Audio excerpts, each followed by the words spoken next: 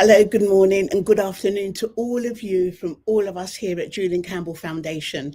And this live today, due to requests and demands, we're talking about anxiety and what it looks like in the young people that we work with and what we see a lot of today. So first of all, we're just going to start talking about some of the things that young people say, and we're going to look at afterwards, we're going to look at some of the tools that we use to empower our young people to help them manage their own mental health and well-being. And it's a tool that they take with them, and we'll show you later. So first of all, I just want to say that anxiety just comes in many different shapes and forms, and what we've seen from the young people that we're working with, sometimes they can't articulate what it is. They don't know that it's anxiety, but it's manifesting in different ways. So what does it look like? Sometimes it can be overthinking. Sometimes it can be trouble sleeping and not sleeping. Social media doesn't help this, of course. Sometimes it can look like avoiding school, avoiding events, like a social anxiety, or stopping from doing activities and things that they used to find really enjoyable, that they're really really self-critical about themselves. And they have a fear of letting the adults in their life, their parents, down. So a lot of young people do say to us, well, I don't want to disappoint my parents, I'm working hard. Can also come over as overperformance. And all of this doesn't really look like anxiety. And then us as mood mentors and our team go into schools, and we work with young people that are quiet. We work with young people that don't come to school, they're school refusers. We don't work with young people that are quite vociferous, that are maybe throwing chairs around the classroom. And I don't mean any harm for that, because I was teaching for 20 years, and I was a consultant in some schools. So I kind of know what it looks like, because the ones that are loud, the ones that throw chairs around, they're the ones that get detention. And the ones that are quiet, the ones that are overachievers, the ones that are self-deprecating, the ones that are really hard on themselves, they have poor attendance. These are the ones that we work with, because these are the ones that are working, that have problem with managing their mental health and anxiety.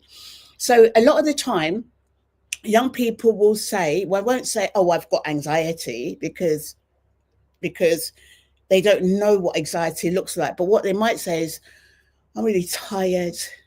I don't know. I just don't care, or acting like you just leave me alone, because I just, not now. Or they'll just say nothing and just close themselves in their room.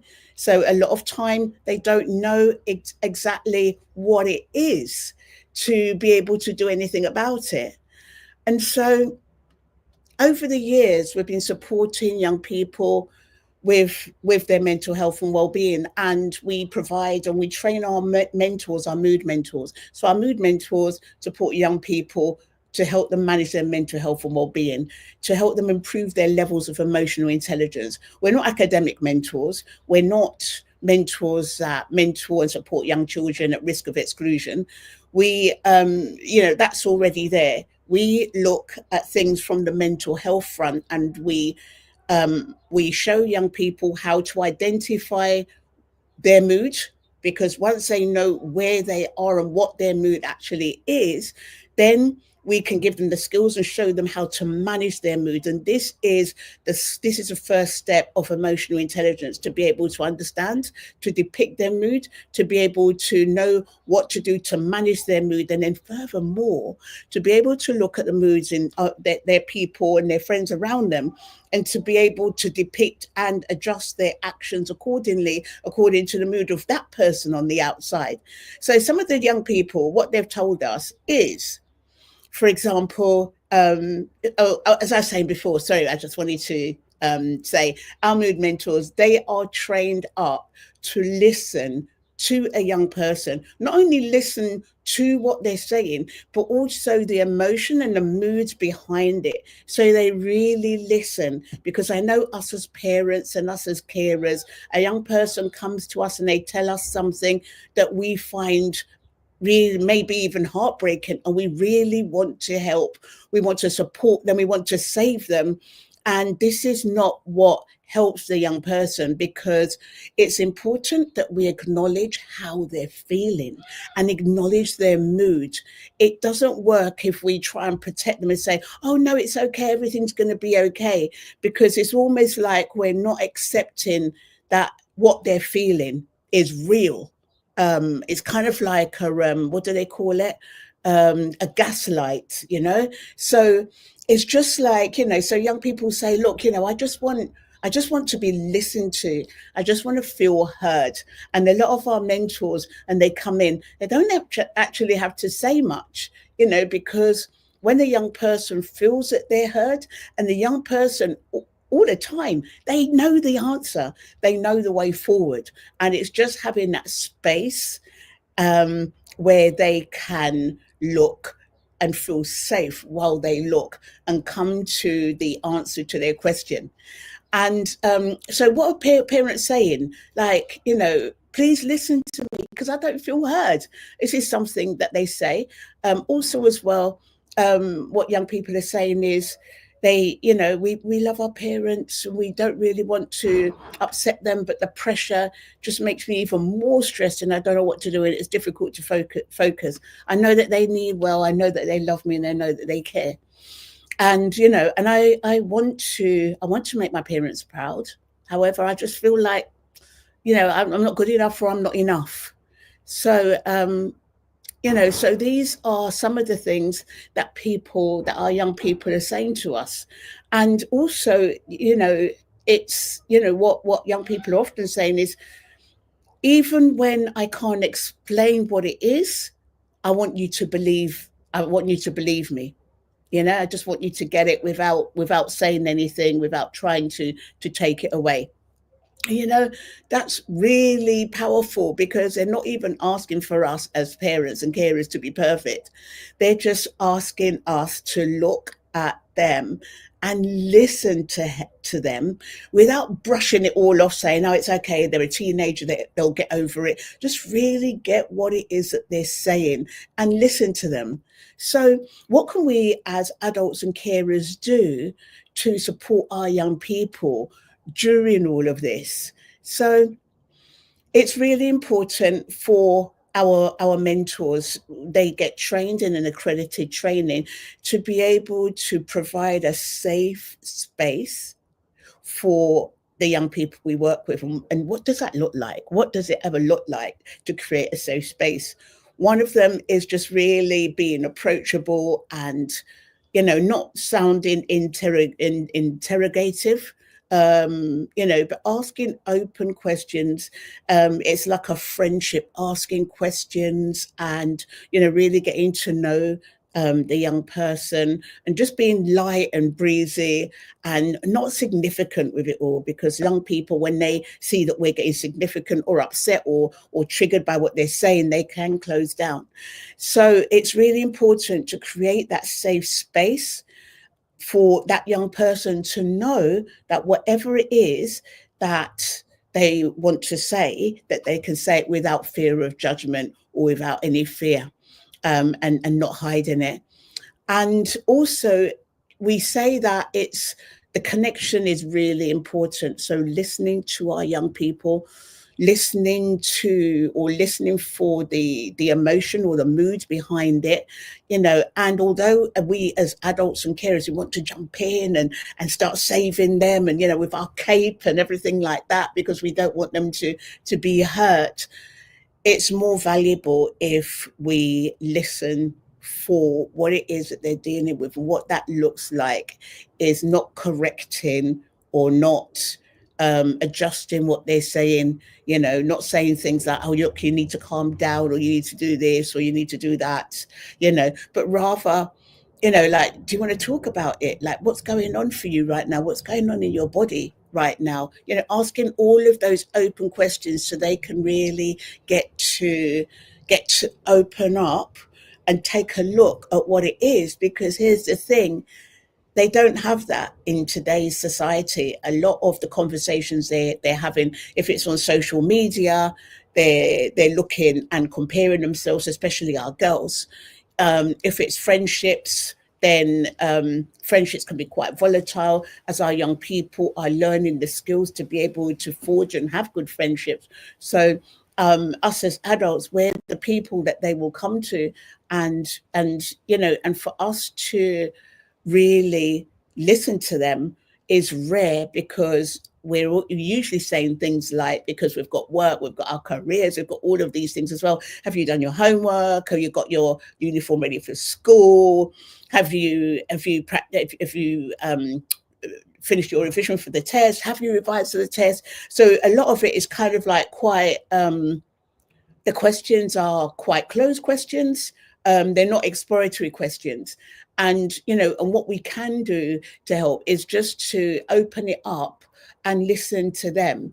And what we advise is, because some of our young people, is our mentors that are there for them an hour a week for 12 weeks. And some of our young people don't have anybody that will listen to them in that way and in that depth. And that's all it takes for them to be able to get through whatever it is that they're dealing with, which could be peer pressure, it could be bullying, it could be stress due to exams, it could be a breakdown in a relationship, or breakdown in their family relationships, in poor option choices, maybe unhealthy eating habits like computer addiction. They know the answer, and it's just providing that space of safety where they can really investigate, they can search for, they can come to their answer. So the third one would be, looking for the signs, the quiet signs. So sometimes anxiety doesn't look like anxiety. Sometimes it looks like perfectionism, or a young person being irritated or isolating themselves in their room. So it's really good to look for those signs before you start speaking with them and asking them with their open questions. And of course, I was going to say that research shows that young people that have meals with their parents at least 5 times a week, with no mobiles on the table, and these young people fare better in their exams. They have higher amounts of emotional intelligence. They're more successful in their futures, because they're having an opportunity to speak. Also, as well, we as adults at the table, we are modeling the behavior as well, and they're learning from us. Alternatively, like bedtime stories, instead of bedtime stories, as teenagers are coming up to teenagers, you can spend that time with them as they're going to bed. And it could be reading something, or it could be talking with them. Or if that doesn't work, then just spending 20 minutes a day doing something that they want to do. Whatever it is, or maybe you've got something else, and maybe you can suggest something that you do, there needs to be a way or a venue or a manner that they can really express themselves and really get out of their head what it is, so they can start dealing with it and coming to a conclusion. And also, as well, it just really helps talking about mental health and well-being, and just really normalizing it. Because if somebody, if our child falls down and injures themselves, then that's actually a thing. So with anxiety or stress coming up to exams, that's also a thing. So it's really worth talking about it, sharing about it, and more often, more importantly, or most importantly, modeling how we're dealing with it, because we are the models. And what we often see with the young people we're dealing with, they're learning from their parents, and their parents have learned from their parents how to manage stress or anxiety. And a lot of the time, we as parents, we will hide all of the bad things that are happening, thinking that we're protecting our child. And so there was a family, like the dad was going through a difficult time of his business. It was going through a financial crisis, and he hid it away from his children. What his children saw was him being elusive, evasive, not really talking to them, curt, distant, all of these things. And I'm not saying that there's anything wrong with that, because when we're going through a crisis, it is difficult, because we're almost like we're stealing ourselves until we can resolve what it is that we're dealing with. And then we kind of like, it's almost like we're kind of like sheltering ourselves from the storm until the storm ends. And then we think, yeah, everything's going to be great.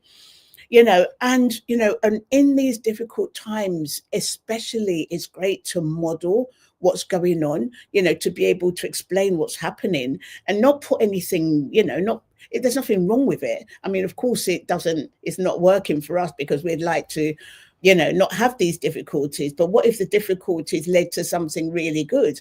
It could have been like some competition in the market, and then, and what the business owner has done, they have changed some of their business strategies and come out on top. But I think it's really good to be able to speak with the young people and explain to them what's happening, so they can see how you're modeling your management of your mental health. What is it that you're doing? Is it that you're going for walks every day? Is it that you're doing, a spot of exercise every day? Is it you're having conversations with people every day? Or you're journaling? Are you taking regular breaks? Are you treating yourself? It's really, really important for us to showcase what it is that we're doing and how we're managing things, because this is what our young people are learning. And in that bridge from childhood to adulthood is the most formative time, because 80% of mental health illnesses in adults are already seen by the time a young person is 18 years old. So there's a lot more that we can be doing as adults to showcase, to model what it is and how we manage our mental health and well-being to our children, so then they can learn those skills early on and use them for their adulthood. So I just want to show you something that we use with our young people. And just one more thing as well, don't wait for a crisis. Don't wait for a young person to refuse going into school, or because that's the thin end of the wedge. A lot of our mentors work with school refusers, and we work on managing their anxiety, because a lot of reasons why they're not going into the school is because of the anxiety, and they can't articulate that it is anxiety. They just don't like the school. And then our mentors work with them and help them manage their moods. So it's good not to wait for a crisis to happen. A lot of our young people, research shows that from a time that a young person has demonstrated a mental health difficulty to the time that they actually get the help can be up to 10 years, sometimes even 12 years. And when they do finally get the help, then only a third of them get the help that they need. 2/3 of them don't get that help. So early intervention is key. Early intervention is really, really necessary, because we are securing our future, and it's our legacy for our young people, for us to showcase and model how we manage our mental health and well-being, to give them these skills to enable them to do the same, to give them the freedom to be able to do or travel or be whoever it is what they want to do, without being afraid to come into, to leave the house, which is what we're seeing quite a lot of these days. So I just want to share something with you, what we use in our you won't be able to see it here on Instagram, but I'm going to share it after this conversation. And what I'm showing is our mood map, and our mood map is a map of the mood, and mood is a mixture, it's a measure of two things, kind of how much or how little energy we have and how we're feeling in that moment. Are we feeling really, really positive? Now I'm going to be careful because of my, we're feeling really, really positive or really, really negative. We're feeling rubbish. So it's the energy and how we're feeling, that degree of rubbishness or pleasantness together in that moment give us our mood. And what the young people that we work with don't realize is that their moods can be managed. They can manage their mood. I've had young people say to me, well, my doctor's diagnosed me with generalized anxiety. There's nothing I can do. No, that's wrong. There's plenty that you can do to manage it and to overcome it. And it first starts with knowing where you are in the mood map. So this is what we use, because once a young person knows where they are in the mood map, and a lot of our young people, they're in the red side or the blue side. So that means that they are either, if they're in the red side, that means they've got a lot of energy and they're feeling rubbish. So moods associated with that would be stress, anxiety, overwhelm, disgust, anger, all of those energetic moods. If it's in the blue, which is down, it would be moods like depression, feeling sad, being in their feelings, grieving, all of this, you're feeling rubbish, and you've got low energy as well. And once we can identify, or a young person can identify where they are, then we give them the tools to be able to change their mood and manage it. And so here's the thing, a lot of young people, they know how they feel already, and they know what things make them feel good and relaxed, for example. So young people are already coming to us, they're journaling, for example. They're with their pets, they're stroking their pets, they're taking their dogs out for a walk, or stroking their cats, or they're singing, or they're dancing, and or they're painting, or they're building something, because all of these things are really, really great ways of helping to manage and change the mood and manipulate it. And what they don't see is that it actually can be, it can change their mood for the better. And this is what we show them, and we show them, the skills and strategies that they need, and they take these skills into their lives with them, because it's really important for them to understand themselves and understand and manage their mood. So today we have been talking about anxiety, what it looks like, what it doesn't look like. It comes in all types of shapes and sizes. We at the foundation, we work with a lot of young people. Since the pandemic, we've worked with a lot of young people. We do drama workshops in schools and dance workshops, and we support young people through mentoring. We do it since the pandemic. We do it in face-to-face, and also since the pandemic, we do it online as well. So if you're interested in finding out more information, you have any questions, please do contact us on info@juliancampbellfoundation.org. And if you've got any more questions, then please do message me, please do inbox me. I'll be really happy to speak with you about what we do and how we support our young people. So thank you for listening to this video, and thank you as well for suggesting these topics, and please do continue to do that, and we'll be in the same place, the same time next week, and I'll see you in the next video. So thank you again.